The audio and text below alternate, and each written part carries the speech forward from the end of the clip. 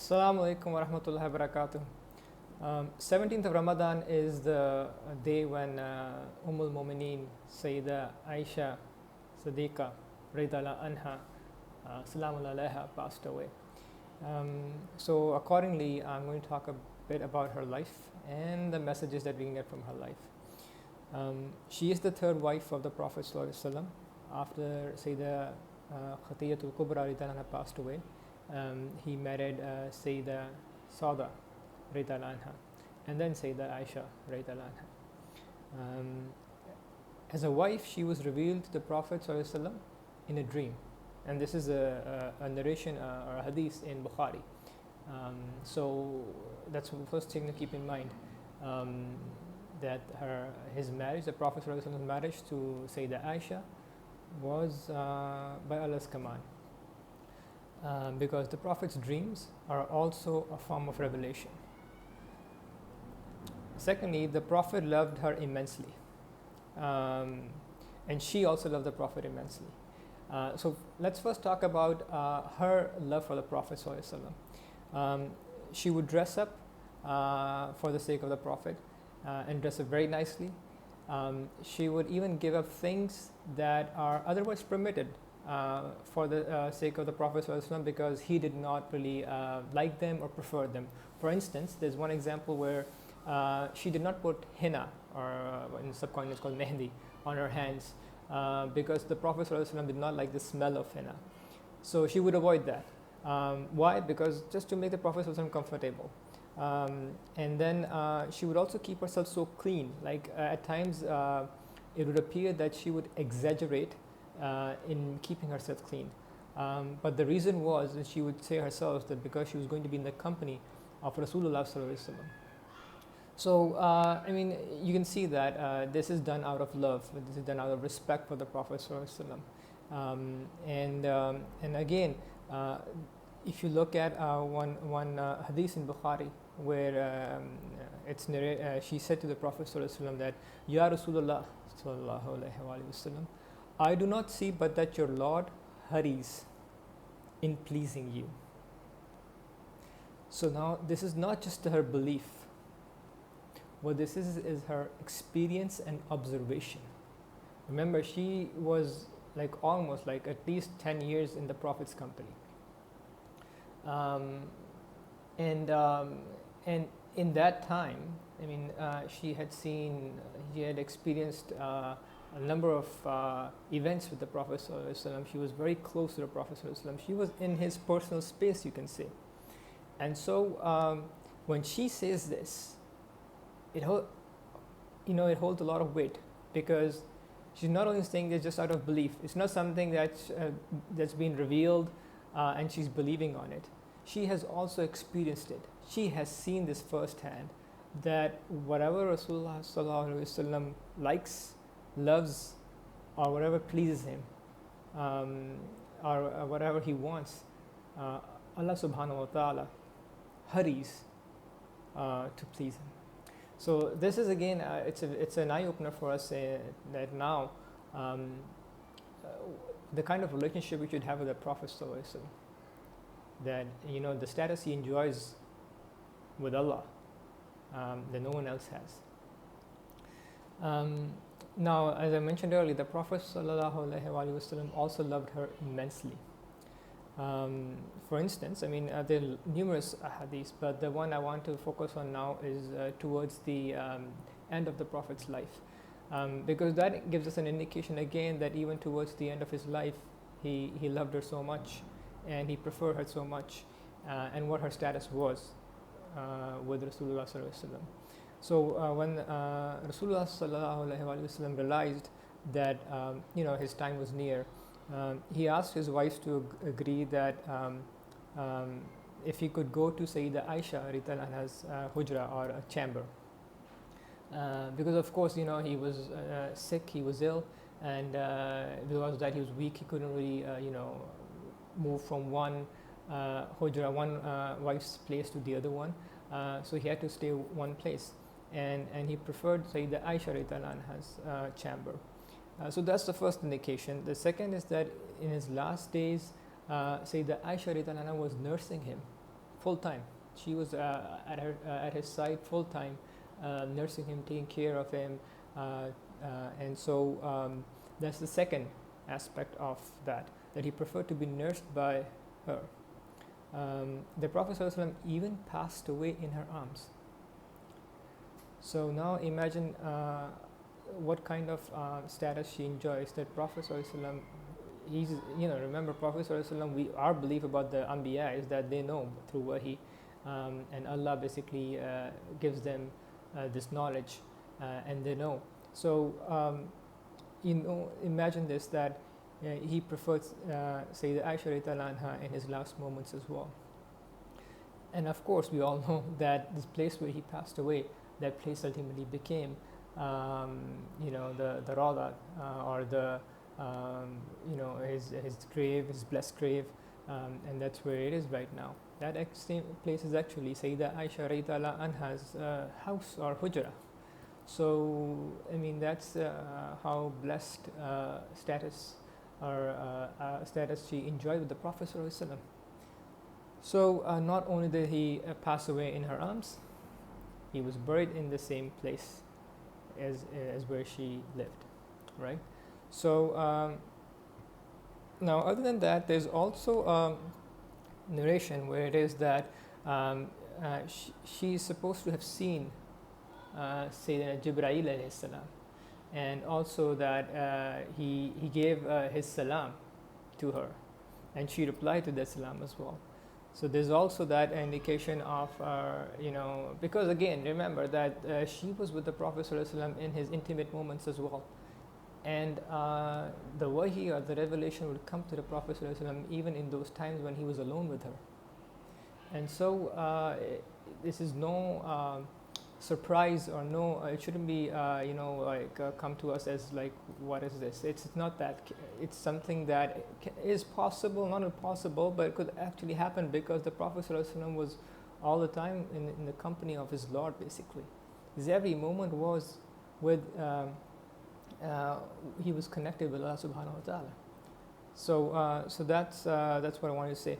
The other thing is, another quality of hers was that she was very generous, and this is expected because, first of all, she was the daughter of Sayyidina Abu Bakr Siddiq radhiyallahu anhu. So that was a part of her genes, or part of her upbringing. And the second was that, or above all, in fact, that she was the Prophet ﷺ's wife. So she had seen, even during her marriage, that the tradition or the sunnah of the Prophet ﷺ of giving and sacrificing his own needs for the sake of other Muslims. So she continued that even after the Prophet passed away. After that as well, she continued that practice of giving away whatever she got. In fact, in Sayyidina Amir Muawiyah's time, Ridwan's time, she got a lot of, because the Muslims had become like now an empire, Islamic empire, and they were getting a lot of income or revenue from different sources. So she was being given that as well, but she would just pass it on to the community in Medina. Anyway, so I would now like to focus on one key message that we have to really focus on Sayyidah Aisha Siddiqa radhiyallahu anha's life. First of all, she is a symbol of learning for all Muslims, not just women. We have this tendency of putting her or categorizing her as the most learned woman amongst Muslims or amongst all the Ummah. No. She is for both men and women. I mean, for instance, she's one of the primary transmitters of hadith. More than 2,000 hadiths have been narrated from her. That's a lot. 2,000 hadiths from her, and she's one of the top narrators up there. So it does not have to be like she's a woman and we isolate and say, oh yeah, only women have to follow her, or that she's the best amongst the women. No, she is. She is one of the best individuals, if you can say, in the Ummah. So again, the companions used to learn from her. Not just, you can say, I wouldn't say ordinary, that's not appropriate, but it's like real elevated companions of elevated status would come to her and learn from her.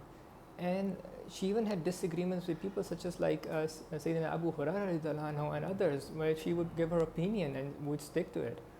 So she was not afraid of, when she knew she was right, she was not afraid of voicing her concerns.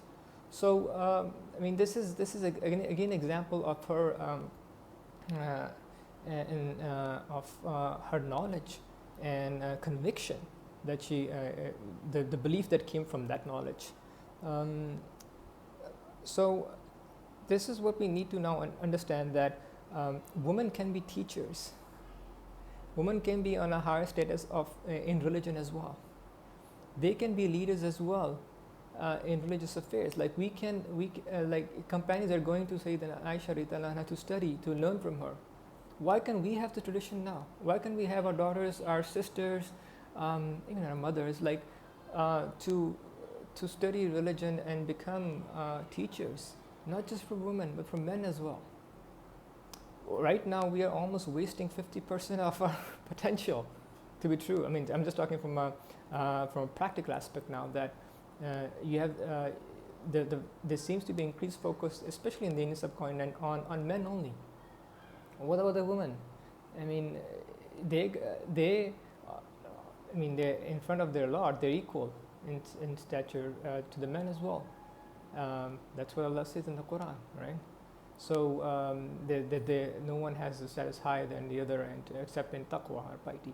So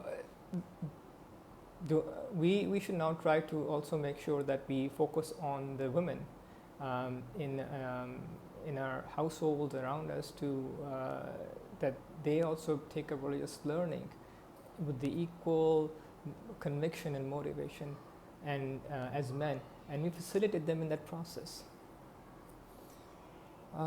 Secondly, it's kind of related to it, but this relates to more women being assigned roles of authority.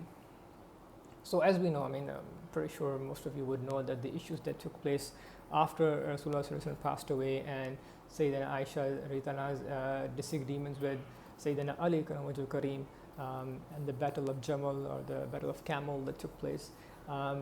So, I mean, all those issues and those unfortunate events that took place, that's different. I'm not going to get into detail and why that happened, or what was it or not.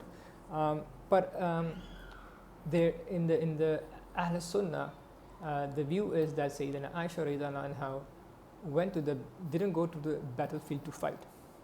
She went there to bring peace about the two sides, if possible. And that possibility was in her mind, and that's why she went there.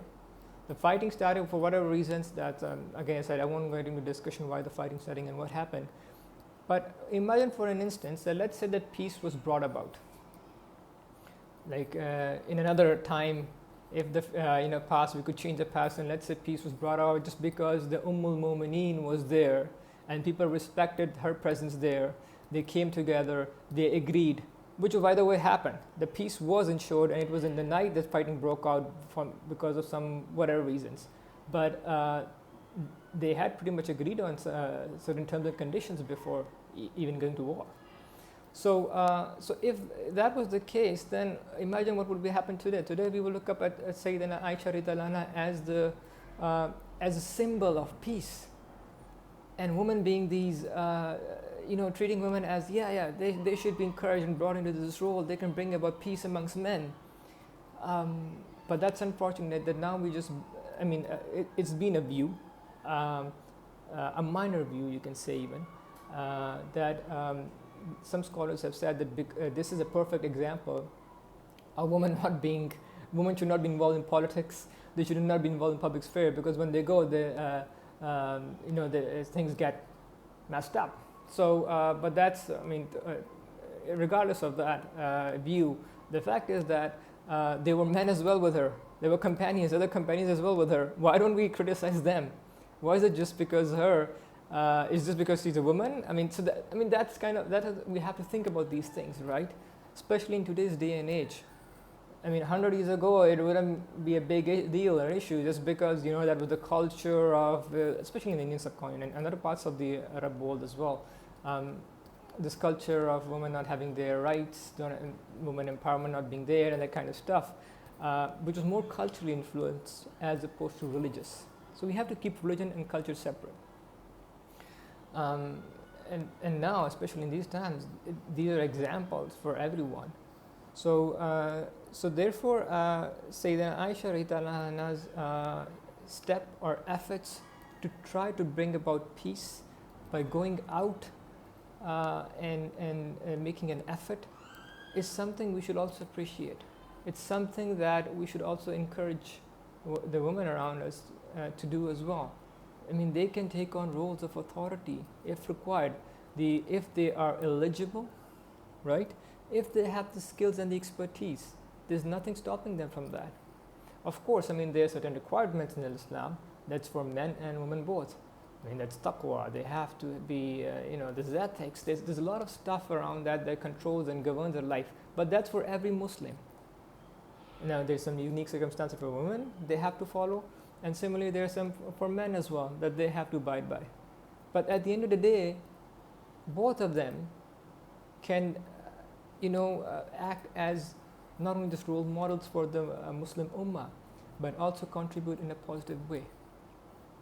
So I will conclude over here, and may Allah allow us to learn from the life of Sayyidah Aisha radiallahu anha, and bring up our next generation in her footsteps, and they can follow her in learning and becoming teachers of this magnificent religion. Wama alayna illa al-bala.